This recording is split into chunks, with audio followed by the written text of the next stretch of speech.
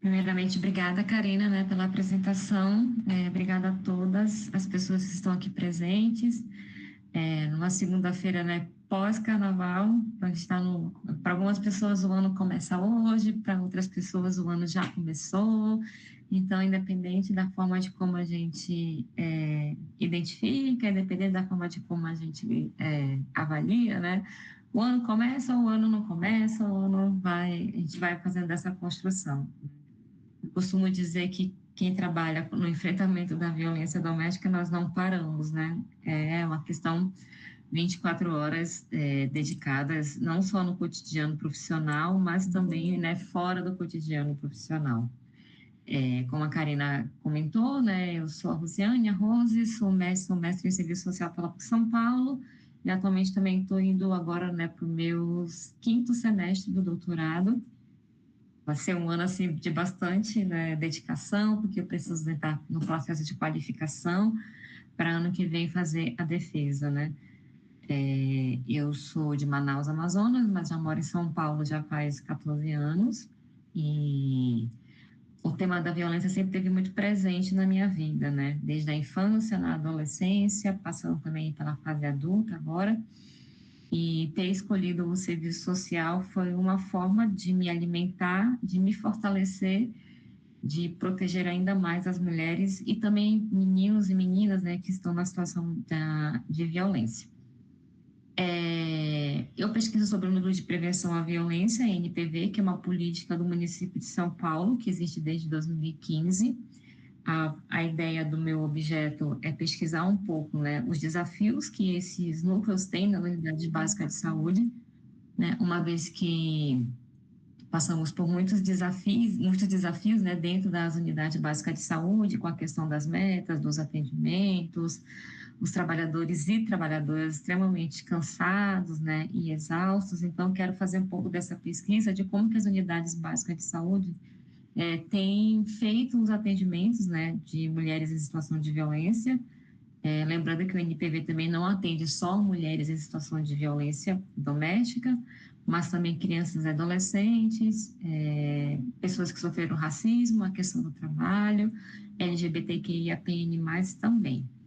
Então, me permitir, né, sendo trabalhadora, sendo estudante, a gente sabe que não é fácil, assim.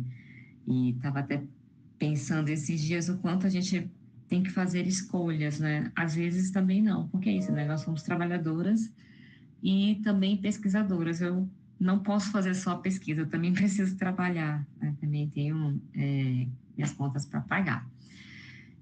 Aí hoje eu fiquei pensando, né, da gente conversar um pouquinho sobre a rede intersetorial, né, essa rede que a gente tanto fala no serviço que nós atuamos, sejam eles serviços da assistência social, sejam eles serviços da saúde, sejam eles do sistema de justiça, como é que esses atores, né, e atrizes que trabalham dentro desses sistemas estão lidando, né, com a questão da situação da violência doméstica e familiar, e também, né, de violência contra crianças e adolescentes, como bem a Karina apontou, semana passada, acho que cada dia, né, eu acho que a gente não se surpreende mais, né, com tantas questões que vão surgindo.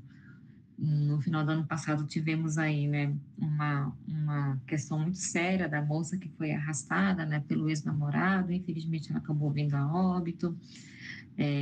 O caso, né, dessa adolescente de 12 anos, que o judiciário decidiu que ela pode, né, manter uma relação com um homem de 40 anos, e que isso para a gente, quanto trabalhadoras da saúde, quanto coletivos, né, feministas, dentro da militância, acaba sendo um retrocesso, né, diante de tantas lutas que nós vivenciamos, né, e fazemos, né, para a melhoria das nossas vidas. A gente fica pensando, eu fico pensando quando a Lei Maria da Penha é criada, a 11.340/2006, foi justamente para nos proteger. Eu não falo proteger as mulheres, eu sempre falo nos proteger, porque eu também sou mulher. Acho que quando a Lei Maria da Penha é criada, através de muita luta, né, eu costumo sempre dizer isso, que a Lei Maria da Penha, ela é uma conquista do movimento de mulheres e do movimento feminista e uma conquista da sociedade, né? Precisou, né, que o Brasil sofresse uma intervenção para que se criasse uma lei para proteger as mulheres que estão em situação de violência. Tem algumas questões que ainda, né, permanecem, né, questão da lei, mas para mim é uma das melhores leis que a gente tem no nosso país. Infelizmente, ela em alguns locais ela é mal executada, né? E aí quando a gente fala dessa quando ela é mal executada, eu acho que aí entra um pouco o trabalho da rede, né? O que essa rede pode fazer no enfrentamento da violência doméstica e familiar? Pode passar, cara. E aí, um pouco do que eu fiquei pensando, né? Eu assisti a banca de doutorado de uma amiga muito querida no final do ano passado, da Maiara de Fátima, que é trabalhadora do Tribunal de Justiça do Rio Grande do Norte. Atualmente, ela está trabalhando no Ministério da Mulher e ela pesquisou sobre órfãos do feminicídio. Foi uma pesquisa assim muito intensa, né? Quando você lê, você fica imaginando que são crianças que acabaram sendo órfãos, né? Suas mães que foram vítimas, né, dessa violência. E uma coisa que me marcou muito na tese dela, e eu falei para ela que toda vez que eu fosse fazer uma atividade, fosse online ou fosse presencial, eu ia usar essa frase dela, que ela vai dizer, né, o que, que é objeto rede, né, aquele local que a gente deita para descansar, muitas vezes. Eu sou do norte, né, sou de Manaus, então eu me criei, né, na rede, dormia na rede, então às vezes eu sinto muita falta desse objeto rede, né, que para Maiara o objeto rede é o lugar onde desejamos deitar no final do dia para nos sentirmos acolhidas e protegidas. Então, eu fiz um pouco essa comparação, né, desse objeto, rede, e da rede de serviços que a gente tem no enfrentamento à violência doméstica e familiar.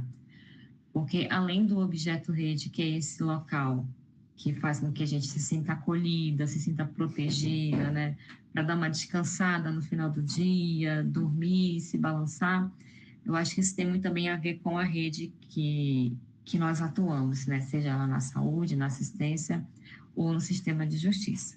Pode passar. E aí, quando a gente fala dessa rede, né, mas o que que é essa rede, né, essa intersetorialidade da rede? Eu sou muito suspeita de falar de rede, né, e eu gosto muito do trabalho de rede, porque eu acho que o trabalho em rede, ele potencializa muito a nossa atuação profissional. E uma coisa que eu tenho feito muita reflexão, né, e feito bastante reflexão, né, que eu acho que quando a gente está na saúde, está na política de assistência social, na política do sistema de saúde, a gente sabe que, infelizmente, esses serviços passam por muitos desafios, né? A própria questão, por exemplo, né, da assistência social, quando a gente vai pensar na política de assistência social, do SUS, né, do Sistema Único da Assistência Social, que foi criado, que em São Paulo a gente ainda não tem, né, a política do SUS, num estado enorme, né, ainda não é vivenciada a nossa política. E aí eu fico pensando nessa fragilidade da rede voltada pelo não investimento, né, desse não investimento, por exemplo, em serviços de proteção à mulher em situação de violência doméstica familiar, crianças e adolescentes também, e hoje nós passamos por um processo, né, da terceirização. A maioria dos serviços hoje da assistência social do município de São Paulo são terceirizados. Não tem mais concurso público, né? Infelizmente, eu converso bastante com as colegas e trabalhadoras que estão na proteção básica e na proteção especial da política de assistência social, um cansaço enorme, né? Trabalhadores muito cansados, as demandas aumentando e mais uma vez a gente fica, acho que é importante a gente fazer essa reflexão, né? E aí eu fico pensando, nossa, é o concurso que vai solucionar os problemas da demanda da questão social? Acho que não. Mas eu acho que funcionaria a implementação de serviços, né? A criação de mais CREAs e CRAs, porque o, o CREAS e o CRAS tem muito esse papel, né, de fazer reunião de rede, trabalho de rede, como que a gente pode se articular enquanto rede, e aí vem a gente, né, do Sistema Único de Saúde, o SUS também, quando nós atuamos dentro das unidades básicas de saúde, quando chega uma situação, né, de violência doméstica, ou de uma criança ou de um adolescente que foi abusado sexualmente, como é que a gente lida ali dentro, né, dos nossos serviços. E aí uma questão que eu acho muito importante, que a gente precisa saber, é conhecer o território onde nós atuamos e quais os serviços disponíveis para encaminhar, né, e proteger as mulheres e crianças em situação de violência. Eu acho que não basta só, fico pensando, né, vamos encaminhar para tal serviço. Eu acho que a questão não é só o encaminhar, é discutir, né? Discutir com a rede, né, discutir lá com o serviço da proteção básica, da assistência social, se é uma mulher que está em situação de violência doméstica, que passa por questões, né, econômicas, que muitas vezes não tem o que comer em casa. A unidade básica de saúde não oferta, por exemplo, que eu vejo muito isso no meu cotidiano profissional, cesta básica. Mas aí eu tenho o CRAS, né, que é o Centro de Referência da Assistência Social, que aí isso é o trabalhar em rede, né? Porque se ela apresenta uma questão de violência doméstica, mas além da questão da violência doméstica, tem outras situações também que ela vai apresentar. Muitas vezes é a questão financeira, é a questão habitacional, é a questão escolar, né? Muitas das mulheres têm filhos que ainda não conseguiram vaga em escola. Então, acho que quando a gente pensa na demanda que chega, a gente precisa pensar nessa rede, como é que a gente faz esse encaminhamento e essa articulação com outros serviços dentro da rede, né? Estou usando um pouco o exemplo da assistência social, mas também a gente pode usar o exemplo do sistema de justiça. Muitas mulheres, por exemplo, que estão em situação de violência doméstica, têm um receio enorme de fazer boletim de ocorrência. E aí, mais uma vez, eu acho que é muito importante a gente sempre enfatizar isso. Nós não podemos obrigar as mulheres a fazer boletim de ocorrência, né? A gente não sabe a gente não sabe o que esse boletim de ocorrência pode causar na vida dessa mulher. O que podemos fazer é articular junto com ela, né, se ela se sente confortável para fazer um boletim de ocorrência, e explicar para ela que na rede do sistema de justiça, ela pode, por exemplo, solicitar uma medida protetiva sem um boletim de ocorrência. Eu acho que uma coisa muito importante que muitas vezes a gente se depara é que a gente não conhece os serviços. Eu acho que a gente precisa conhecer os serviços, precisa conhecer o que o CREAS faz, o que o CRAS faz, o que o sistema de justiça faz, o que a saúde faz. A gente precisa conhecer. Eu sei que muitas vezes isso a gente não vai aprender dentro da universidade, né? Eu não aprendi, gente, eu não aprendi dentro da universidade, né? Eu aprendi a partir do meu cotidiano profissional, eu aprendi a partir da minha vivência, né, quanto coletivo feminista, coletivo de militância. Então, a gente precisa, né, não ficar muito nesse mundo só da universidade, mas a gente precisa ser curioso. Eu acho que essa curiosidade, muitas vezes, pode salvar a vida de uma mulher. Então, se a gente não conhecer minimamente o serviço para qual encaminhar a mulher ou a criança adolescente em situação de violência, a gente vai ficar muito só. E aí, eu sei que muitas vezes a gente está lá, né, dentro do território, dentro da ponta, nós somos consumidas pelo cotidiano profissional, a gente tem que bater a meta, mas é muito importante que a gente conheça os serviços, porque se a mulher chega, por exemplo, na unidade básica de saúde e fala que está sofrendo uma situação de violência doméstica, aí ela vai trazer também a questão da escolaridade dos filhos, vai trazer a questão alimentar, vai trazer a questão habitacional. E a gente precisa também explicar para elas qual é a funcionalidade de cada serviço. O que faz o CRAS, o que faz o CREAS, o que faz o sistema de justiça. E aí eu acho que é muito importante a gente poder usar a linguagem mais popular que a gente tiver. Porque às vezes a gente está atendendo uma mulher, a gente pode dizer assim, vou te caminhar para o CREAS. E a mulher vai dizer, nossa, mas o que é CREAS? Né? O que é CRAS? O que é Defensoria Pública?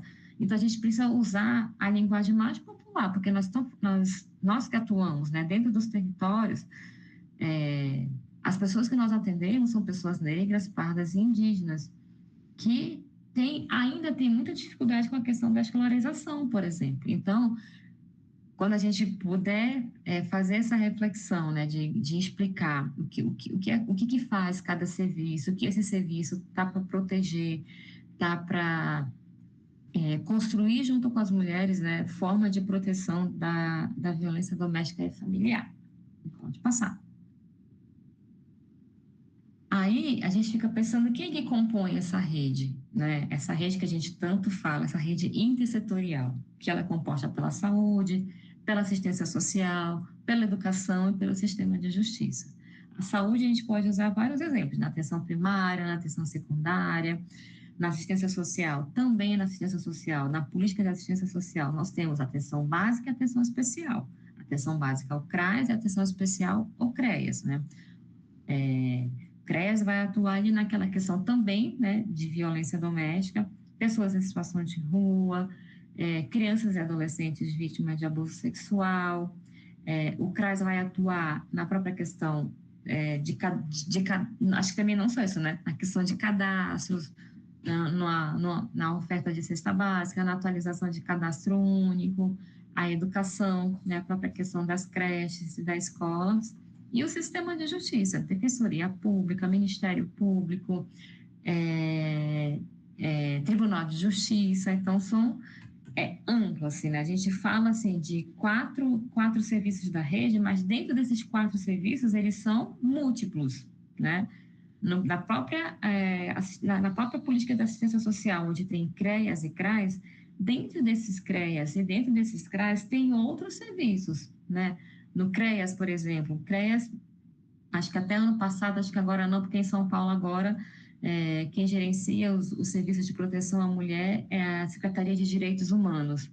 Houve uma mudança na pasta, né? Mas em outros municípios, por exemplo, o CREAS vai atuar na própria questão do enfrentamento da violência doméstica e familiar e também no atendimento. Dentro do CREAS, por exemplo, em São Paulo, a gente vai ter centros de acolhida para homens e mulheres, casas de abrigo para mulheres, né, casas de abrigo sigilosos, serviços de proteção à criança e ao adolescente, que é o SPVV. Ali no CRAS, dentro do CREAS também vai atuar junto com o SAICAS, que é o Serviço de Acolhimento para Crianças e Adolescentes.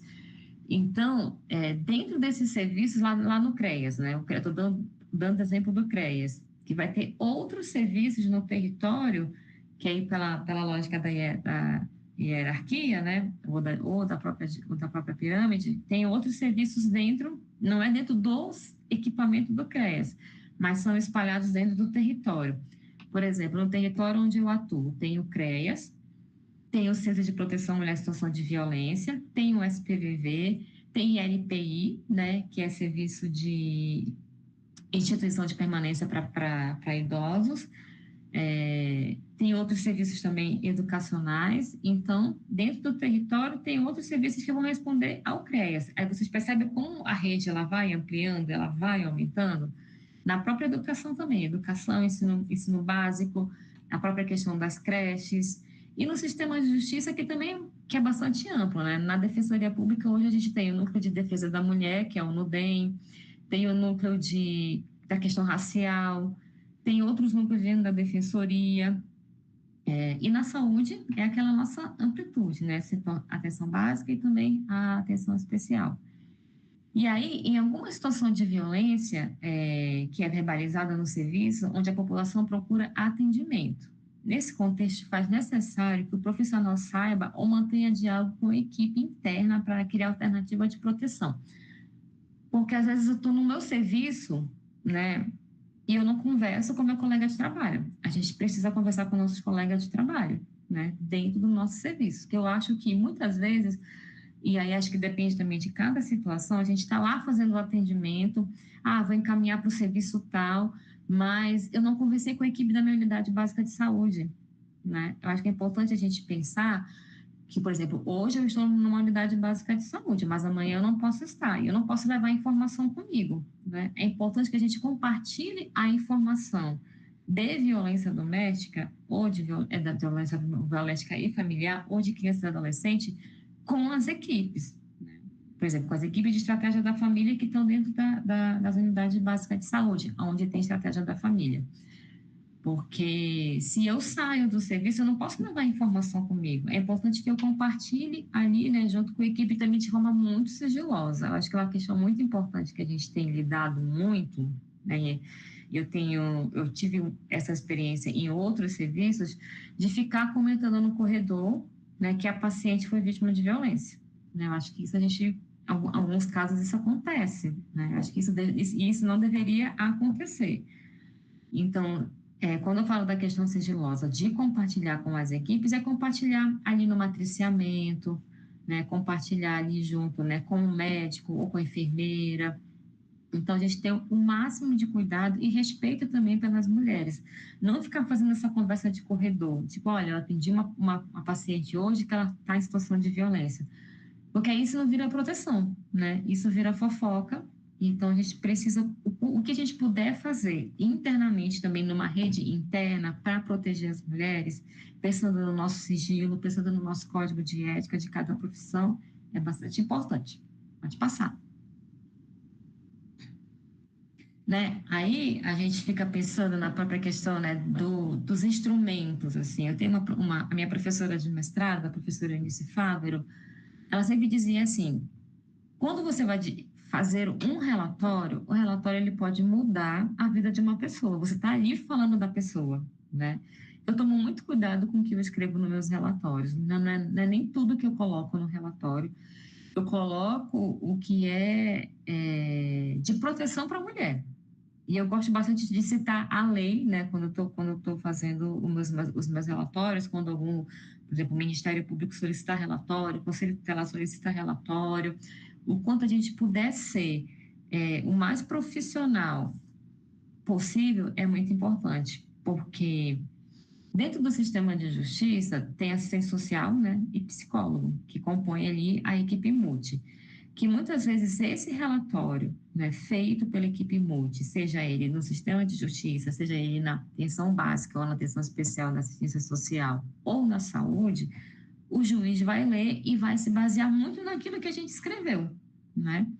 Tem juiz que é bem comprometido, né, que vai ler, que vai muitas vezes perguntar, não vai questionar o relatório, porque nós temos um código de ética que nos protege. Mas, por exemplo, tem juiz que não vai ler, né? E tem juiz que vai ler. A gente está falando do sistema de justiça que para a gente é bom, mas algumas vezes também é muito falha. Assim também como muitas vezes a assistência social acaba sendo falha, a saúde também acaba sendo falha. Tem profissionais e profissionais. E aí, quando eu falo dessa questão do relatório, que eu tenho feito muito essa dinâmica também, relatório compartilhado com a rede, né? Por exemplo, eu faço um relatório de uma mulher em situação de violência, mas eu sei que essa mulher também passa lá no CAPS, que ela passou lá na defensoria, que ela passou, por exemplo, lá no CREAS, entrar em contato com esses serviços e propor, vamos fazer um relatório em conjunto, né? E aí eu acho que uma coisa muito legal que a gente precisa fazer quando a gente está nesse trabalho de rede é potencializar nosso trabalho em rede. Quando eu falo para vocês que eu sou muito suspeita do trabalho em rede, porque eu acho que são várias cabeças pensando ali, né? Pensando, propondo e sempre na proteção da mulher. Em alguns momentos a gente vai se irritar com a rede, a gente vai se irritar. Somos trabalhadoras e trabalhadores, a gente vai ficar irritado, a gente não vai concordar com a postura do colega, não vai concordar da forma de como ele se posicionou, mas o essencial é pensar na proteção da mulher e da criança em situação de violência. Brigar, a gente tem que brigar com o sistema, né? A gente tem que brigar para ter mais política pública, a gente tem que brigar para ter mais investimento, né? Em São Paulo, eu estava lendo a pesquisa que saiu do ano passado, para as mulheres em situação de violência, o orçamento acho que não chegava, acho que a R$ 12, acho que é 5 ou R$ 2, não me recordo agora, depois eu posso ver para vocês. Muito pouco, né? Muito pouco em vista, né, do número de violência, né, crescente que a gente tem dentro dessa cidade e também dentro do nosso país. Acho que aí a gente tem que brigar, né? Brigar, né, com a Câmara Municipal, brigar com o prefeito, né? Eu estou usando a palavra brigar, mas não é para a gente ir para enfrentamento tipo o Muay Thai, né, o UFC, mas brigar para que tenha mais orçamento, né? Orçamento para mulheres em situação de violência doméstica e familiar. Brigar com os nossos, às vezes a gente fica irritada. Eu fico irritada, às vezes, com o posicionamento de alguns colegas de outra profissão ou que estão atuando em outra rede, né? Eu acho que é muito cruel a forma de algumas pessoas quando tratam as mulheres em situação de violência, né? Ou tratam uma criança ou um adolescente. Eu já presenciei casos de colegas de outros serviços da rede de filmarem, né? E aquilo foi me subindo no sangue. Por que você está filmando uma situação, né? O que isso vai agregar no teu profissional, filmar uma situação que está ocorrendo ali? Então, eu acho que a gente precisa potencializar, né, esse trabalho da rede. A rede ela tem muita potência, né? A saúde ela tem muita potência, a política de assistência social, o sistema de justiça tem muita potência. E essas potências a gente precisa verbalizar, precisa defender e precisa falar, né? Precisa falar, porque quando esses três se juntam, é porque tem uma situação que não só a saúde vai resolver, que não só o sistema de justiça vai resolver, que não só a educação vai resolver, que não só, né, a política, sistema de justiça vai resolver. Então, várias cabeças pensando junto faz com que a gente proponha um trabalho mais humanizado para as mulheres em situação de violência. Uma dinâmica que eu também tenho usado e tem dado certo mas isso precisa ser construído também com a mulher, né, em situação de violência, de fazer o atendimento em conjunto com a rede. Eu acho que isso tem funcionado em alguns casos que eu tenho atendido, porque a gente está falando de uma pessoa, né, de uma mulher em situação de violência, onde vários serviços, né, estão ali tentando construir forma de proteção para ela, e nada mais justo também do que ouvir a mulher. Porque às vezes a gente está pensando tanta coisa que ela não quer. E tudo bem, gente, né? A gente não pode obrigar, mas a gente pode fazer um processo de sensibilização. Então, acho que seria bacana. Eu tenho feito esse exercício, né?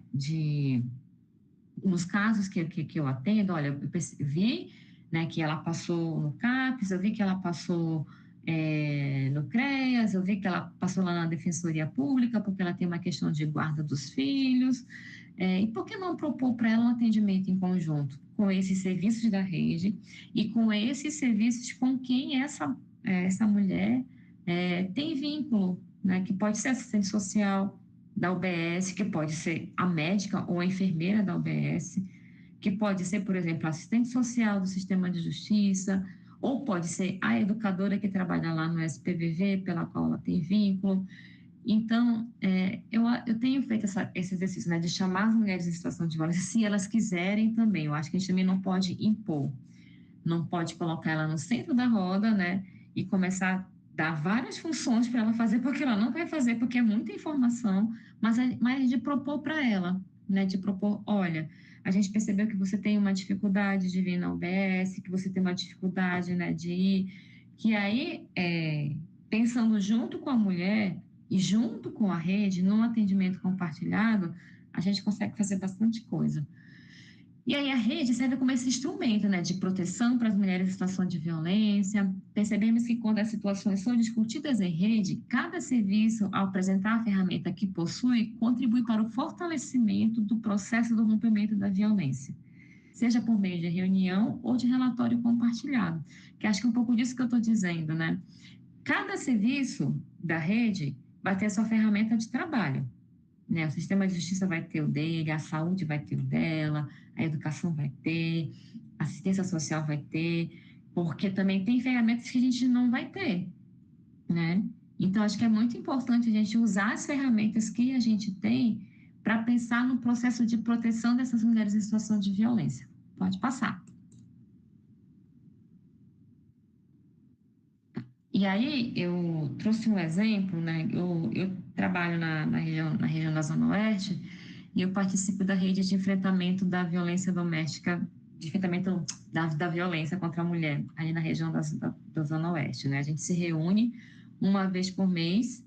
Eu acho que uma coisa importante também, a rede, você não precisa ser especificamente um trabalhador ou trabalhadora vinculada no serviço. A rede, ela é aberta, né?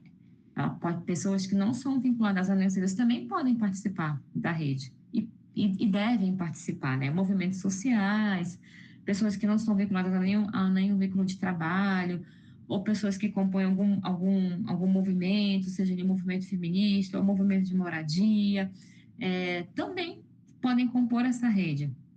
E quando a gente pensa, eu trouxe um exemplo de um caso, de uma situação que a gente fez no ano passado na rede, que a gente estava com uma dificuldade muito grande de um serviço específico que não estava cumprindo o que está na lei, que é a interrupção da gravidez, né, de mulheres e adolescentes que foram abusadas sexualmente e, através desse abuso, acabaram engravidando.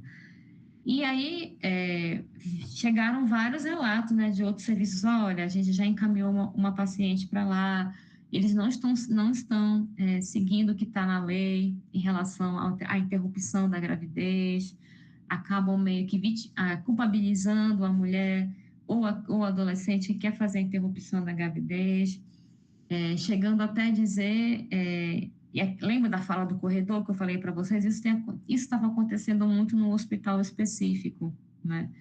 As mulheres voltavam para as unidades de saúde e diziam, olha, eu fui lá, né, conforme você me orientou, e aí eu acho também uma coisa importante, a gente não só encaminha as mulheres, acho que é sempre importante a gente ligar antes, mandar um e-mail para deixar registrado e dizer, olha, estamos acompanhando uma paciente, eu estou fazendo um encaminhamento para ela, então é sempre bom, antes de encaminhar, ligar ou então encaminhar um e-mail para determinado local que essa mulher vai ser atendida.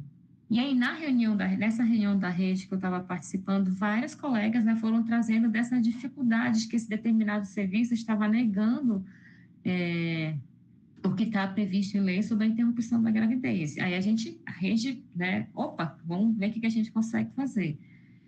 Fizemos um ofício, né, o importante dessa rede, quando o sistema de justiça participa, porque aí participa, né, a Defensoria Pública, o Sistema de Saúde, participa também a Educação, o Conselho Tutelar está ali participando, e a gente encaminhou um ofício, né, para esse serviço e pedimos para que elas fossem na próxima reunião para a gente entender o que estava acontecendo, porque estavam vindo muitos relatos de muitas mulheres que não estavam conseguindo fazer a interrupção da gravidez prevista em lei.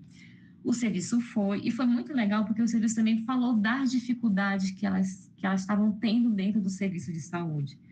Porque às vezes não é, por exemplo, não está vindo da assistente social, não está vindo da psicóloga, né? Está vindo de um outro profissional que isoladamente acaba fazendo uma fala muito desnecessária e violenta para uma mulher ou para uma adolescente que quer fazer a interrupção da gravidez previstas em lei. Então, elas trouxeram a dificuldade que elas tinham, né? Algumas também, eu acho que é importante também a gente se reconhecer, porque a Karina estava falando sobre a questão, a gente estava falando sobre a interrupção da gravidez no início, tem pessoas que são contra e tem pessoas que são a favor, né, da legalização da interrupção da gravidez.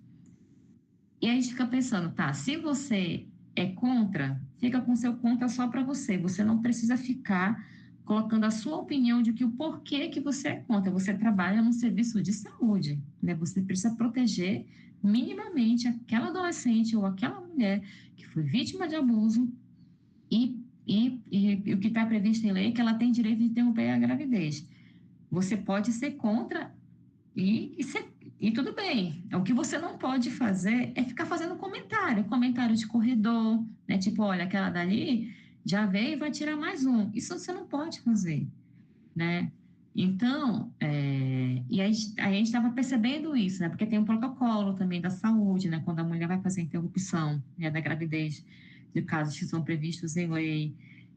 E a gente percebeu que esse protocolo estava meio que obrigando, tipo, que as mulheres não fizessem essa interrupção. E isso é muito grave, né? A mulher já sofre a violência do abuso sexual, vai no serviço de interrupção da gravidez, chega nesse serviço e acaba sendo violentada do início até o fim, porque ela tem que relatar na recepção, ela tem que relatar para assistente social, ela tem que relatar para psicóloga, ela tem que relatar para médica. Olha, então a gente foi percebendo que isso estava acontecendo no território. Então a gente fez, né, o ofício, encaminhou para esse serviço, o serviço foi até lá, falou da dificuldade que elas estavam tendo, né? E elas falaram, olha, isso não partiu, né, da equipe multi, isso deve ter acontecido um caso isolado. E não foi só um caso isolado, né? Foram vários casos isolados. Eu estou usando esse exemplo porque papel, né? Ela tem o papel de dizer o quanto os direitos das mulheres não estão sendo cumpridos, por exemplo. E aí, se você tem várias cabeças pensando, quando eu falei no início, né? Porque a gente também precisa entender, tô ligado só aqui, a gente precisa entender o que está acontecendo no serviço. Lembra que eu falei no início? Muitas vezes o trabalhador e a trabalhadora está sobrecarregada, né? Com a questão das metas ou outras questões também. Então, se a gente não entender quem está lá na ponta, né? Se eu não entender a minha colega de trabalho que está lá no CRAS, que está lá na UBS, que está lá no hospital, se a gente não entender também o lado dela, a gente não consegue potencializar essa rede. A gente não consegue, né, fazer com que a proteção da mulher seja garantida, por exemplo. Então, por isso que é sempre importante escutar o que está acontecendo. A ideia ali, quando a gente pensou, a todo momento foi, a gente não vai fazer um processo de inquisição. A inquisição já passou há muitos anos, né? A gente precisa entender o que está acontecendo com este serviço, para elas também trazerem as dificuldades e a gente apresentar para elas, construir junto com elas de que as mulheres e adolescentes que engravidaram por uma questão de abuso sexual têm direito de fazer a interrupção da gravidez. Então, acho que isso foi uma dinâmica tão bacana que a gente fez nesse serviço da rede que eu atuo, que eu acho que além dessa questão, né, de entender o que está acontecendo lá na outra ponta, a gente também pode usar outros exemplos, né? Os serviços da rede podem fazer, sei lá, abaixo-assinado, ofícios, né? Entregar para o Ministério Público, entregar para a Prefeitura e dizer, olha, não tem serviço nesse território, né? Está aumentando a demanda, né, de pessoas que estão vindo morar aqui. Está aumentando a demanda, a gente não tem UBS suficiente, a gente não tem CREA suficiente, a gente não tem CRAS suficiente. A rede também tem esse papel, né? Tem esse papel, por exemplo, né, de fazer um ofício, de mandar para o secretário, a depender da secretaria que for, seja da saúde, da educação, porque eu acho que isso é movimento social também, né? Acho que a gente respira esse movimento social, a gente respira, a gente é o que dá gás para a gente, é o que dá força, é o que dá luta. Eu adoro ser assistente social, mas acho que me motiva muito essa questão, né? Quando eu falei para vocês que eu sou suspeita do trabalho de rede, porque ali são vários profissionais pensando, nossa, putz, olha, o que está acontecendo? Vamos tentar. Um outro exemplo também que a gente fez no ano passado é que aqui em São Paulo, para você poder fazer o cadastro único, você precisa agendar no site do Descomplica. Aí a gente se pergunta, trabalhamos dentro das comunidades, trabalhamos dentro dos territórios, né? Que muitas vezes as pessoas não têm celular, gente. Todo mundo acha que todo mundo tem celular. Todo mundo acha que todo mundo tem internet, né? E que para você fazer agendamento no Descomplica, você precisa de um celular, né? Para poder fazer o agendamento, que você pode ligar, ou você precisa ter um computador em casa. E as famílias não têm, né? A gente acha, nossa, mas a gente tá numa geração. Não, gente, não tem, né? Eu atendo pacientes, eu atendo principalmente as pessoas idosas que não sabem mexer no celular, né? Então, dentro dessa outra reunião da rede que a gente participou, a gente percebeu que isso estava acontecendo, né? Como é que eu vou encaminhar, né, essa paciente que não sabe mexer no celular, que não é alfabetizada, para fazer um agendamento no computador, né, e no celular que ela não tem. E aí a gente fez a mesma dinâmica que a gente fez no outro serviço, na outra reunião da rede que eu participo. Chamamos o pessoal do Descomplica, né, para dizer, olha, está acontecendo isso, a gente queria saber o que está acontecendo. E aí, gente, acho que uma coisa... E aí não é o trabalhador, né? Nós somos trabalhadoras, eu sou trabalhador, né? Todo mundo aqui é trabalhador. Nós não podemos brigar entre a gente, né? A gente tem que brigar com o sistema. O próprio Marx vai dizer, né, lá no Capital, trabalhador não pode brigar com o trabalhador, né? A gente precisa brigar contra o sistema, né? Fazer com que esse sistema, por exemplo, do Descomplica, facilite o agendamento das pessoas para poder atualizar seu cadastro. Porque para você receber benefício hoje, você precisa ter o cadastro único. Se você não tem um cadastro único, né, pessoas que já são beneficiadas acabam perdendo, né, o seu benefício. Então, quando eu falo da gente não brigar entre a gente, porque a gente também precisa entender o que está acontecendo lá no Descomplica, né? Tem alguma coisa acontecendo lá, que as pessoas estão sendo mal atendidas, né? Que as pessoas têm a porta na cara, fecham a porta na cara, que gritam com as pessoas. E acho que uma coisa também a gente precisa diferenciar. A gente entende o lado, né, do nosso colega que está lá do outro lado da ponta, que está muito sobrecarregado de serviço, que não aguenta mais, que o salário é ruim, que não vê outra perspectiva, mas isso não dá o direito, né, desse trabalhador ou dessa trabalhadora de atender uma pessoa de uma forma equivocada, né? Isso não dá direito. Tá todo mundo muito cansado, como eu falei para vocês, mas assim, eu também estou muito cansada, mas eu não atendo os pacientes de forma inadequada, de forma desumana, não atendo, né? Então, acho que a gente precisa também fazer essa reflexão. Por mais cansada que a gente esteja, a gente precisa tentar encontrar forças para tentar mudar essa situação. Eu acho que isso tem muito a ver com a rede também, porque a gente recebe os relatos dos pacientes que vão procurar, que vamos procurar no serviço, né? A gente recebe relatos, por exemplo, de pacientes que dizem, olha, eu fui no determinado local que você pediu para eu ir e eu fui muito maltratada. Fui maltratada porque eu sou idosa, né? Eu atendi uma paciente que ela disse assim, nossa, eu acho que ela me tratou mal porque eu não sei ler e porque eu sou preta. E aí você, quanto profissional, você fica pensando, caraca, você encaminha a paciente, né? Liga antes, né, para dizer que vai encaminhar a paciente com determinado serviço da rede, fala, né, o que esse serviço da rede pode ofertar, né, para paciente, a paciente ou paciente vai até lá e, infelizmente, é tratada de forma desumana. E aí a paciente volta onde? Volta lá na unidade básica de saúde e fala, olha, Rose, o que você falou para mim não rolou. Poxa, mas a gente está seguindo o que está lá na política de atendimento, né? Seja lá na assistência na saúde ou no sistema de justiça. Então, eu fico pensando, nossa, a gente tem tentado fazer essa dinâmica, eu faço muito essa dinâmica, putz, vamos tentar entender quem está lá do outro lado, né? Ou até mesmo as professoras e professores que estão extremamente muito cansados, né? Que têm que lidar com as questões de crianças e adolescentes. E aí eu estou tentando montar junto com o CAPES e J, lá do território que eu trabalho, vamos ver se isso sai esse ano, da gente tentar fazer formação nas escolas, né, com as escolas que acabam tendo, né, algumas atitudes um pouco violentas com as crianças e adolescentes, né, porque acho que isso também faz parte do trabalho da rede.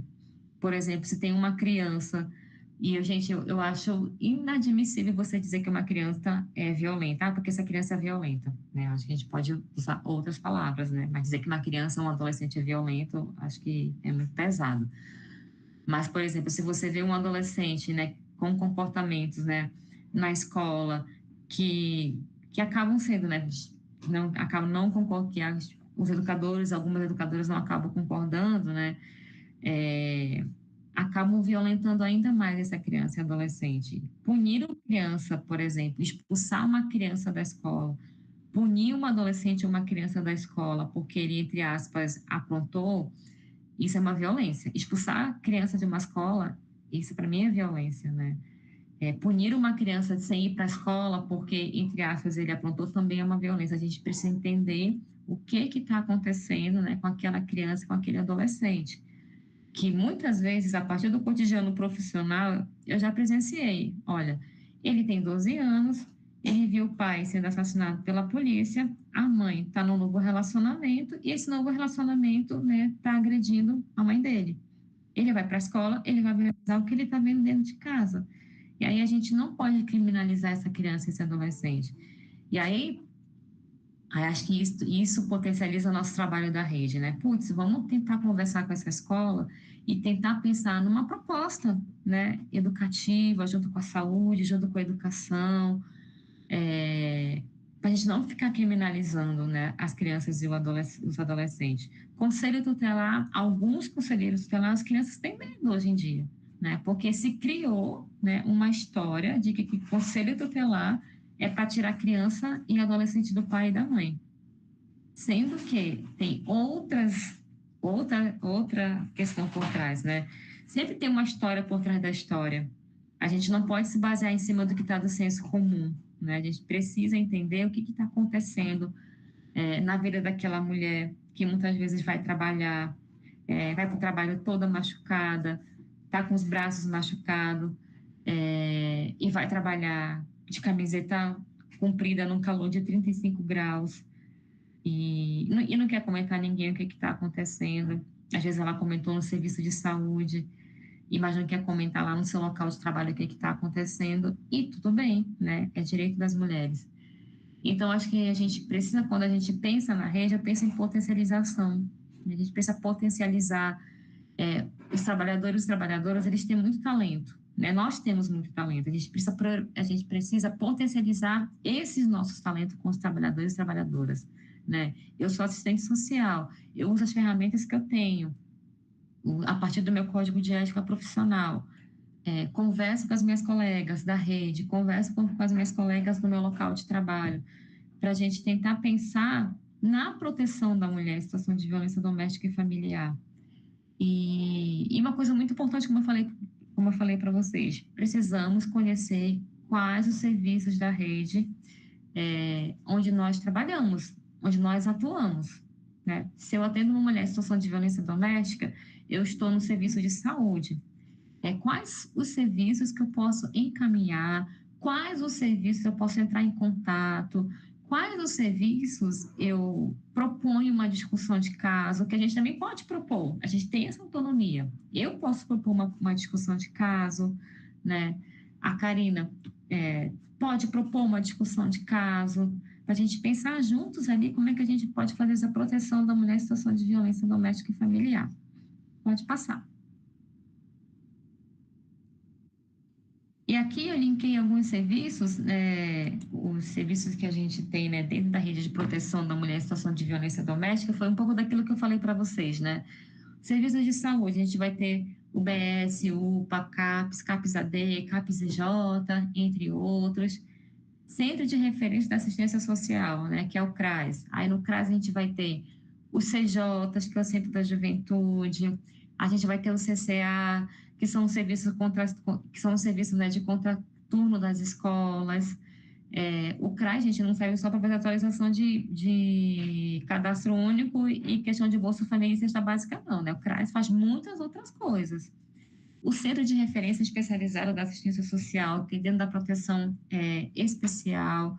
Acho que uma coisa muito importante, em São Paulo, a gente tem serviço, né, de proteção à mulher em situação de violência doméstica, mas a gente sabe que tem municípios que não tem, mas se não tem que ter um CRAS, né? Se não tiver serviço de proteção à mulher e criança e adolescente em situação de violência nos municípios, mas tem que ter um CRAS. Porque nem todo município vai ter CREAS, né? Acho que tem essa questão habitacional, né? De quantos habitantes por região tem que ter CREAS, mas tem que ter um CRAS, né? Se eu estou atendendo, né, esse final de semana, eu fui para Analândia, um município que tem 4.000 habitantes. Eu falei, aqui não tem CREAS, mas tem CRAS, né? Se tem uma mulher em situação de violência, ela pode procurar o CRAS, né? O Centro Especializado de Atendimento para Mulher em Situação de Violência Doméstica, né? Como eu falei, em alguns municípios tem, outros não tem. Em São Paulo a gente tem, mas eu acho que ainda é muito pouco, né? Poderiam ter mais. A Defensoria Pública, né? A Defensoria Pública, antes da pandemia, você podia ir lá e marcar atendimento, né? Hoje, o atendimento na Defensoria Pública tem que ser feito online, ou pelo 0800, dá para colocar no Google, né? Agendar atendimento na Defensoria, ali você conversa com uma atendente virtual e depois encaminha, eles dão a data, né, do atendimento para a pessoa ir até a Defensoria a partir da demanda que a pessoa apresentar, seja demanda de guarda, né, seja demanda de violência. Lembra daquilo que eu falei para vocês no início? Muitas mulheres não querem fazer boletim de ocorrência, mas elas querem uma medida protetiva. A Defensoria Pública atua, né, na solicitação da medida protetiva. o Tribunal de Justiça, né, que é o TJ, que tem várias varas, tem a vara de violência doméstica, tem a vara da infância, tem a vara de família. É, dentro, né, do tribunal também tem as varas. O Ministério Público que tem o GEVID, que é o Grupo Especial de Enfrentamento à Violência Doméstica. Eles são muito fortes ali na Barra Funda também. E a Delegacia de Defesa da Mulher. Se não tem Delegacia da Mulher, a mulher que quer fazer o boletim de ocorrência, ela também pode fazer o boletim de ocorrência em outra delegacia. Acho que é isso.